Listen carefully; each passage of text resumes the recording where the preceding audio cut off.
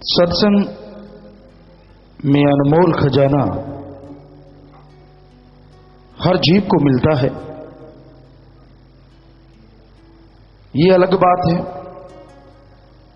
कोई उस राम अल्लाह वाहिगुरु गॉड खुदा रब के खजाने को झोलियां भर के ले जाता है और कोई समुंदर के किनारे भी प्यासा रह जाता है।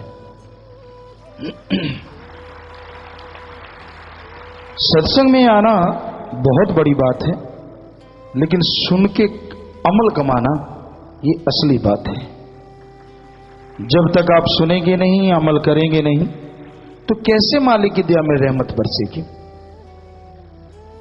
सुन लिया, इस कान से सुना, इससे निकाल दिया।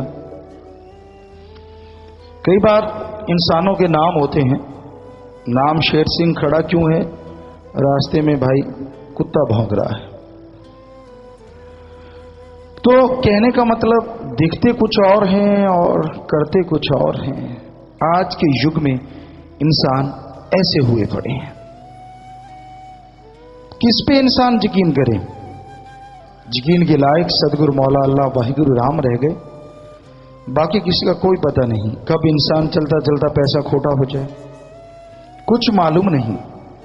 हां, सुमन करे, दृढ़ यकीन रखे तो दोनों जहान में ओढ़ निभती है और खुशियों से यहां माला माल होता है। पर अमल करना तो करे कौन? कहता बाकी काम मैं कर लूंगा, अमल आप कर लो। आज के इंसान को ये है। आपको कई बार एक बात सुनाया करते हैं, बात पे बात याद आ गई कि किसी का कोई आदमी पति मर गया, आस पड़ोस वाले बैठने आए तो एक सज्जन बड़े चालाक, लोभी, लालची थे, वो भी पहुंच गए। तो कायदा है, औरतें रोती हैं तो कुछ गा के से, कुछ बोल के से अपना दुख दर्द हल्का करती हैं। तो उसने पहले कहा कि भाई आपके लिए मैं रोजाना, आप दफ्तर जाते थे, मैं आपके लिए कपड़े तैयार करती थी, अब उसे कौन पहनेगा? तो वो आदमी उठा, हाथ जोड़ के कहने लगा, बहन तू मेरी धर्म की बहन, वो कपड़े मैं पहन लिया करूंगा, रो मत। बेचारी ने, उसने क्या कहना था। फिर रो के उसने दूसरी बार बोला कि मैं रोजाना सुबह परोठे बनाती थी, ऐसे आपके लिए पैक करती थी, आप लेके जाते थे, अब कौन खाएगा? वो आदमी फिर खड़ा हो गया, कहता बहन जी मैंने बोला मैं आपका सगा भाई, धर्म का भाई, परोठे मैं खा लिया करूंगा। अब उस मूर्ख को कौन समझाए? चालाक बहुत था, तेज भी था, मूर्ख भी था, दोनों बात कईयों में डबल होता है। तो अब तीसरी बार जो उसने आवाज लगाई, उस बहन ने, शायद उस आदमी से उकता गई या गुस्सा आ गया, तो रोते रोते बोली कि भाई आप 15 लाख का कर्जा छोड़ गए, उसे कौन चुकाएगा? वो आदमी फिर खड़ा हुआ, जितने लोग बैठे थे अब उनकी तरफ मुंह करके कहने लगा, यार सारे काम मैंने ही करने, कुछ आप भी कर लिया करो। परोठे तू खाए, कपड़े तू पहने और कर्जा कोई और चुकाए। तो आज इंसान ये है, कर्म खुद बुरे करे, जन्मों जन्मों के कर्मों के लिए सुमरन ना करे और खुशियां मालिक दे जाए आके रात को चप्पर फाड़ के।